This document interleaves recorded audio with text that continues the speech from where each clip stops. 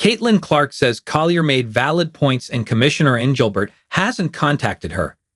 Indianapolis, AP. Caitlin Clark says she hasn't spoken to WNBA Commissioner Cathy Engelbert this week, but she is ready to add her name to the growing list of players criticizing the league's leadership. The Indiana Fever guard spoke publicly Thursday for the first time since All-Star Weekend and acknowledged Minnesota Lynx star Napheesa Collier made valid points when she took her complaints about WNBA executives public.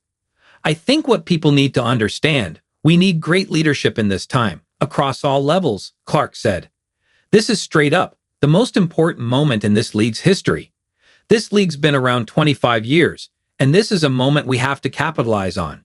Phee said it all with what she said, and I think the points she made were very valid. Collier criticized the league's top brass for fining players and coaches who speak out about officiating and other WNBA matters.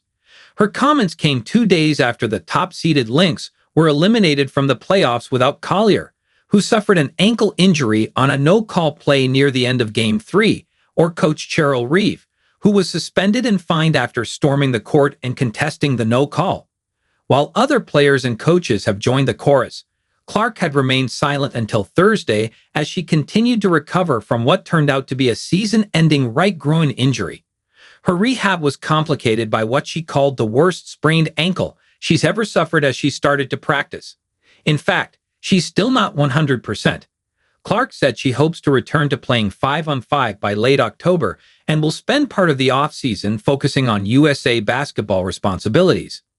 "I think when I get a few years down in my career, this is a moment in a season I'll look back on and be like, this is why I am who I am today," she said. "It's obviously challenging to think that way right now, but I truly believe that. It was pretty hard sitting on the bench. I'm not going to lie. There were certainly hard days." On Tuesday, Collier also recounted a private conversation she said she had with Engelbert in February. Collier said the commissioner told her Clark and other players should be on their knees in gratitude for the platform the league has given them. Collier said the commissioner singled out Clark's endorsement deals, saying she wouldn't have them if not for the WNBA. Engelbert released a statement a few hours later in which she said she has the utmost respect for Collier, but was disheartened by how her conversations had been characterized. Clark said Thursday she had neither heard Collier's story previously or spoken with Engelbert since the reports came out. Her Fever teammates also got the chance to speak on the league's issues at the end-of-season media availability. With a new collective bargaining agreement still to be worked out, more complaints about the officiating, and a league-wide increase in injuries, there was plenty to talk about. "I'm tired of our league. They need to step up and be better," outspoken guard Sophie Cunningham said, explaining she thinks there's a good chance of a lockout in the spring and that she's heard from NBA players who are upset too. "Our leadership from top to bottom needs to be held accountable. I think that there are a lot of people in the position of power in the WNBA who they might be really great business people, but they don't know, expletive, about basketball, and that's got to change." She added, "The game's not fun to watch because everyone's just trying to kill each other because that's how you're going to survive, or otherwise you get injured." Cunningham knows. She and Clark were 2 of 4 Fever players who went down with season-ending injuries this season and then watched their teammates win their first playoff series in a decade before pushing second-seeded Las Vegas to a 5th and final game and then into overtime without their other 2 All-Stars, center Aaliyah Boston and guard Kelsey Mitchell.